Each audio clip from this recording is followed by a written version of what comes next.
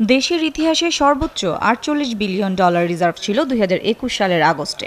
ওই সময় বাংলাদেশ ব্যাংকের নিজস্ব পদ্ধতির হিসেবে গ্রস রিজার্ভ ছিল $48 বিলিয়ন। এরপর থেকেই ধারাবাহিকভাবে কমছে রিজার্ভ। টানা পতনের পর চলতি বছরের জুনে এসে রিজার্ভ কিছুটা বেড়েছিল। গত 29 মে BPM-6 অনুসারে দেশের রিজার্ভ ছিল $18.72 বিলিয়ন। 30 জুন বেড়ে দাঁড়ায় $21.78 বিলিয়ন। এক্ষেত্রে ভূমিকা রেখেছিল রেমিটেন্সের বড় প্রবৃদ্ধি, আন্তর্জাতিক মুদ্রা তহবিল সহ বিভিন্ন দেশ ও সংস্থা থেকে পাওয়া ঋণ। কিন্তু এক মাস না যেতেই আবারও নাজুক অবস্থায় ফিরেছে রিজার্ভ। বর্তমানে গ্রস রিজার্ভ $20 বিলিয়ন নিচে নেমেছে। শঙ্কার বিষয় হচ্ছে এর মধ্যে ব্যবহারযোগ্য রিজার্ভ $15 বিলিয়ন নিচে।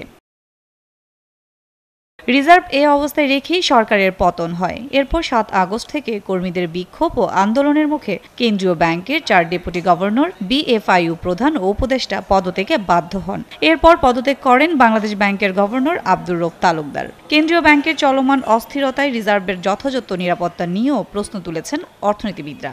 রিজার্ভের অর্থের নিরাপত্তায় দ্রুত কার্যকর পদক্ষেপ নেওয়ার দাবিও সংশ্লিষ্টদের।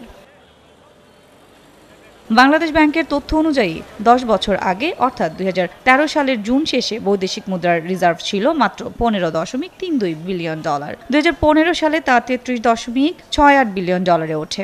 আর 2020 সালের 8 অক্টোবর রিজার্ভ $40 বিলিয়ন মাইলফলক অতিক্রম করে। এরপর করোনা মহামারীর মধ্যেও 2021 সালের 24 আগস্ট রেকর্ড $48.04 বিলিয়ন উঠে যায়। তবে সেই সুদিন বেশি দিন থাকেনি। 2022 থেকে রিজার্ভ কমতে থাকে। রেমিটেন্স ও রপ্তানি কমায় ডলার সংকটে রিজার্ভ ধারাবাহিকভাবে কমে 2023 সালেও। যদিও সরকার পতনের আগে কয়েক মাসে রিজার্ভ মজুদের কিছুটা উন্নতির দাবি করা হয়। সাদিয়া লাবনী, 71, ঢাকা।